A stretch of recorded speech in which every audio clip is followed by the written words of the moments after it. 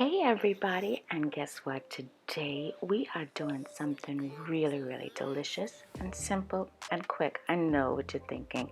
How can simple, delicious, and quick all be in one? But it is, and here it is, a beautiful and delicious pork chop sandwich. So I'm going to show you how to get this done, and here we go. So in this skillet, I have my pan already brought up to temperature. You know, the oil, whatever oil you have on hand, use it. You don't have to go out to the store, get something extra, none of that stuff. You're just gonna go and use what you already have. And you see me adding my pork chop already to the oil, and when I tell you it is going to be frying up good and crispy, that's what we're gonna do. So I drenched it in flour after having it seasoned for about a half hour. All of your beautiful seasonings that you want, you go ahead and you add that to it, okay?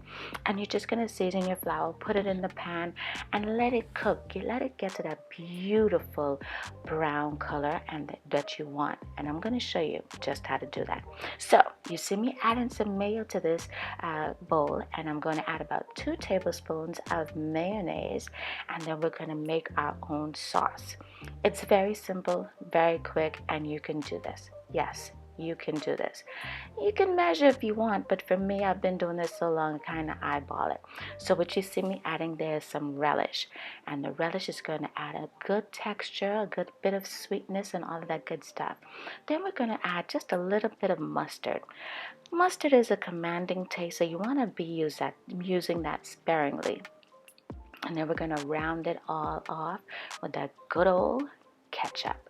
And you just need about a teaspoon and a half, or a tablespoon rather.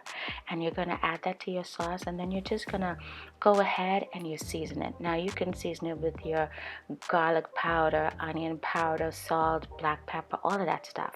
For me, I keep it simple. So all I wanted in this was my base, which is my mayo, relish, mustard, ketchup, some sea salt, just a pinch, just to balance it out, and some cayenne pepper, just for that little kick, you know what I mean? And then you're just gonna go ahead and you can combine it all together. Just give it a good little stir. Oh yeah. And you're just going to make sure that it is tasting how you want it, and it's looking how you want it to look. All right? Really simple. Now, you don't have to do this, but I encourage you to do it. Okay? So we're just going to go ahead and make sure everything is where we want it to be. And of course, I'm going to go back in if I see something that I really want to add in there, just a little bit more salt. But you got to taste as you go. The secret to a good cook is you taste as you go. You don't measure anything now, so don't ask them how much of this. It's a dab of this, a dash of that, and a pinch of that. Okay, here you see me adding just a little bit more relish, because I wanted a little bit more relish in there. And then I'm going to go in with a dab more of ketchup. Yep, just ketchup, and just a little bit more cayenne, because it wasn't as spicy as I wanted it to be.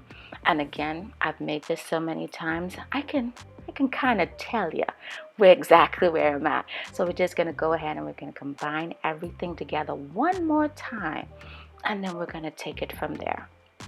And of course, you just want to make sure that it is combined thoroughly. Everything is mixed perfectly for you while you're doing this. All right. And then of course, our work is never done with you and your cooking. So let's check on those chops. Now look at that. Just look at that. Beautiful color. And they're frying up nicely. So let's put this together. So here we have our bun. I couldn't find brioche bun in the store, so I had to go with what was available to me. All right. So there goes our aioli that we just made up. Our good little sauce of relish, mayo, mustard, ketchup, sea salt, and cayenne pepper. We're going to go in with a little bit of roughage, so you got to have your lettuce there. And we're going to put that bed of lettuce down and make sure that we have it looking all nice and proper. And then there you have it. Cheese. Oh yeah, there goes the cheese. And then here is the star of the show. Look at that. Isn't she just pretty? Now, I like my bone to remain on my chop.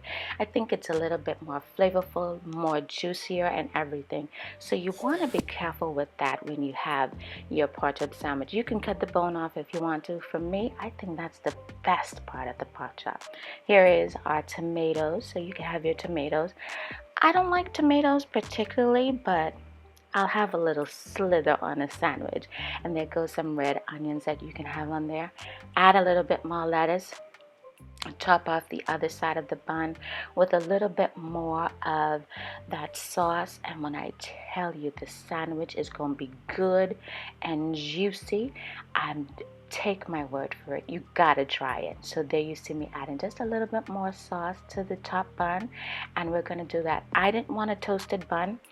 I prefer not to have it toasted. That's my preference. You could toast the bun if you want to.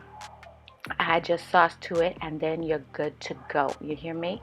And of course, we're just gonna add that there, and there is the pork chop sandwich. Isn't that lovely? A good, quick, delicious, simple meal just for you. Like, comment, share, and subscribe. Bon appetit.